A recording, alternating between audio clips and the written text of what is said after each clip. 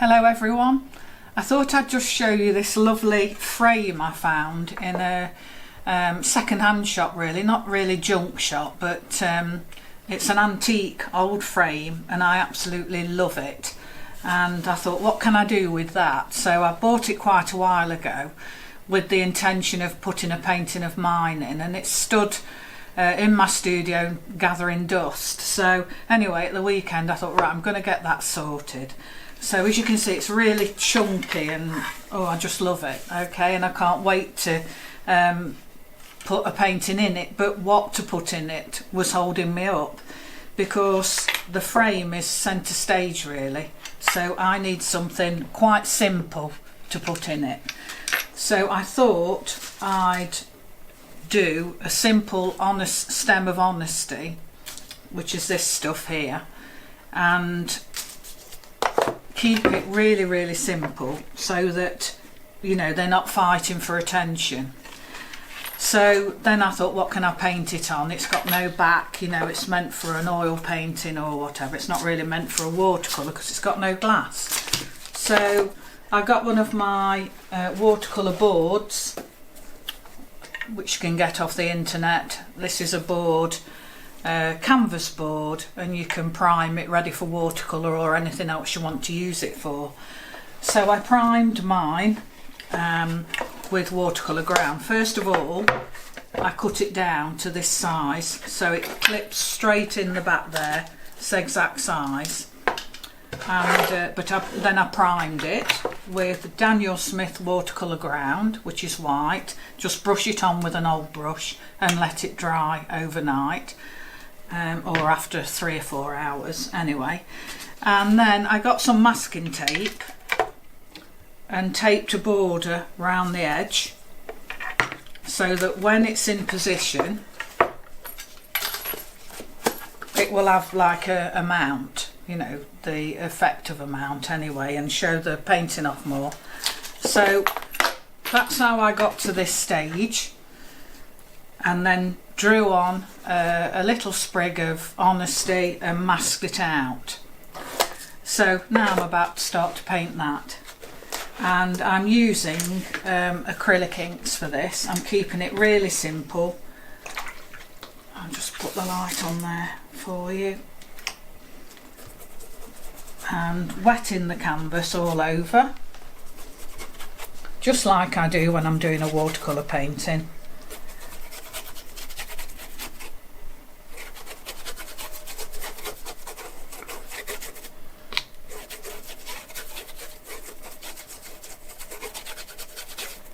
So I'm going in with the sepia.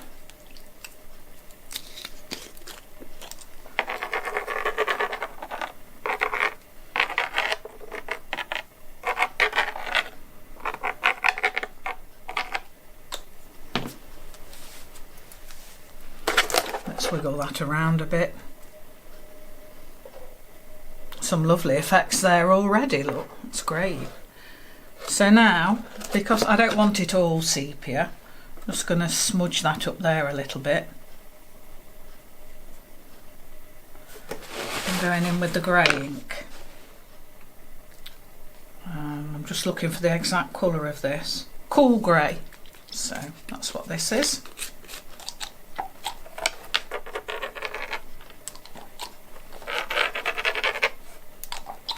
So I'm kind of sticking to one side and then following it through the centre of the painting.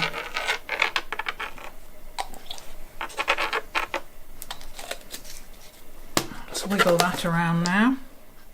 Some nice effects there, look. And some granulation medium into that with a pipette.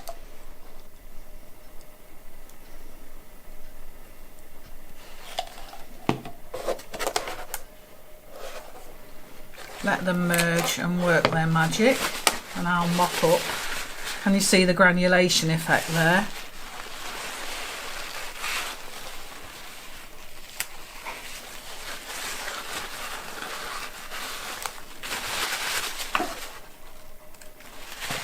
Still it keeps coming, lovely.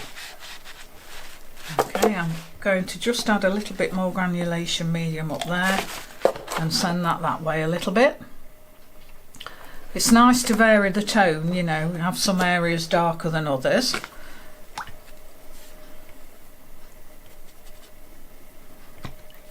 I'll just add a little bit more sepia in. The grey does take over if you're not careful. You'd think the sepia would be more powerful, but it's actually not. I think it's because the grey's quite opaque. So I'm just trying to get as many unusual patterns happening there. Look at that, that's nice.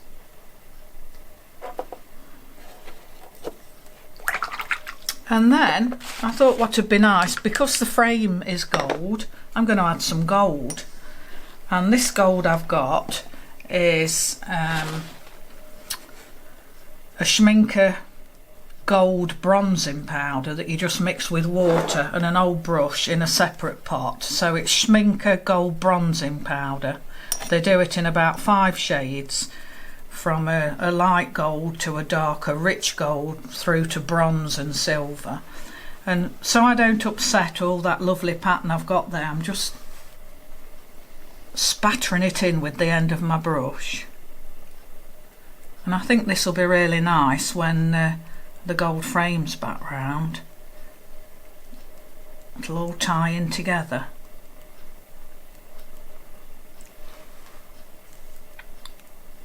So I need to let that dry now, and I can't wait to see the effects when it's because it's still carrying on working, and pull the masking tape off and see what we're left with.